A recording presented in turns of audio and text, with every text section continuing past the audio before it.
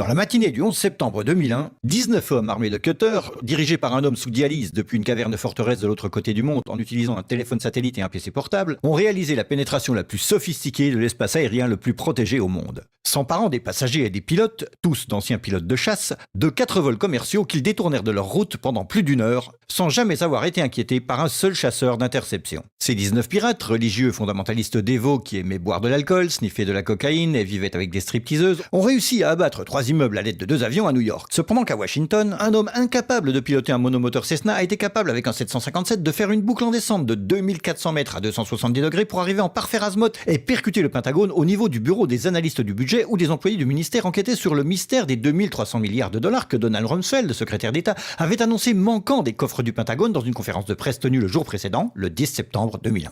Par chance, les médias ont su qu'il avait fait en quelques minutes. Osama bin Laden. Et les grands ponts en quelques heures. Osama bin Laden. Les officiels dans la journée. Terrorists who committed these acts and those who harbored them. Et les preuves sont littéralement tombées dans la poche du FBI. That a hijacker's passport was found blocks from the World Trade Center crash site, if you can believe that. Mais pour une raison ou une autre, des conspirationnistes fous ont demandé une enquête sur la plus grosse attaque perpétrée sur le sol américain de toute l'histoire. Cette enquête a été retardée, sous-financée, sabotée, en conflit d'intérêts et menée secrètement du début à la fin. Elle était basée sur des témoignages obtenus sous la torture et dont on a détruit les enregistrements. Elle n'a pas mentionné l'existence du Building 7, Double Danger, Pletch, Sybil Edmonds, Ben Laden et la CIA, et les manœuvres militaires simulant des avions détournés et jetés sur des immeubles menées au moment précis où c'était en train de se produire. Elle a été trompée par le Pentagone, la CIA, l'administration Bush. Et à propos de Bush et Cheney, eh bien, personne ne sait ce qu'ils ont dit car leurs témoignages étaient secrets, pas enregistrés, pas sous serment et à huis clos. Ce n'était pas important de chercher qui a financé les attaques, car cette question a peu de signification pratique. Cependant, la commission d'enquête du 11 septembre a brillamment répondu à toutes les questions du public, excepté la plupart de celles posées par les familles des victimes, et a pu pointer les fautes des personnes responsables, bien qu'aucune n'ait perdu son boulot, déterminant que ces attaques étaient dues à... failure of imagination. Parce que... Nobody in our government, at least, and I don't think the prior government that could envision flying airplanes into buildings. Excepté le Pentagone, la FIMA, le NORAD et le NRO. La DIA a détruit 2,5 téraoctets de données sur Double Danger, mais c'est ok car ce n'était probablement pas important. La SEC a détruit les données sur l'enquête concernant les délits d'initiés avant les attaques. Mais c'est ok car la destruction des données relatives à la plus grosse enquête de toute l'histoire de la SEC fait partie de ses routines d'archivage. Le NIST a classé secret son modèle mathématique utilisé pour l'effondrement du building numéro 7. Mais c'est ok car le révéler aurait compromis la sécurité publique.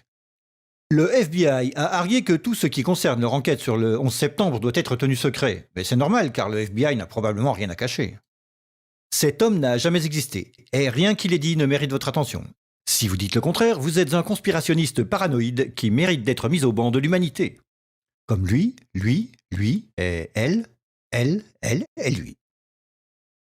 Ben Laden a vécu dans une grotte forteresse des montagnes d'Afghanistan, mais il a pu s'échapper. Puis il s'est caché à Tora Bora, mais il a pu s'échapper. Puis il a vécu 10 années à Abbottabad, mettant en échec le réseau d'espionnage le plus efficace et le plus sophistiqué du monde et de l'histoire, tout en publiant vidéo sur vidéo en totale impunité, rajeunissant au gré des vidéos réalisées, avant d'être capturé par un vaillant commando de Navy SEAL dans une opération non filmée, durant laquelle il n'a pas résisté ou peut-être utilisé sa femme comme bouclier humain, et pendant laquelle ces as des forces spéciales ont paniqué et tué cet homme désarmé, censé être la meilleure source d'information de la planète concernant le terrorisme. Puis ils l'ont jeté dans l'océan avant d'en parler à quiconque. Puis 2 douzaines de membres de ce commando ont péri dans un crash d'hélicoptère en Afghanistan. Ceci est l'histoire du 11 septembre, comme elle vous est rapportée par les médias qui vous ont dit la pure vérité sur... Et... They took the babies out of the incubators. Et... Mobile production facilities. Et... The rescue of Jessica Lynch. Si vous avez un doute sur cette histoire, vous êtes une chure de rat, un paranoïaque, un cinglé, vous détestez les chiens et les enfants et vous serez conspué par le monde entier.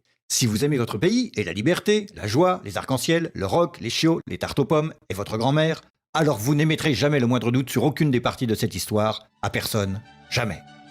C'était une annonce publique sponsorisée par les amis du FBI, de la CIA, NSA, DIA, SEC, MSM, Maison-Blanche, NIST et de la Commission sur le 11 septembre. Parce que l'ignorance, c'est la force.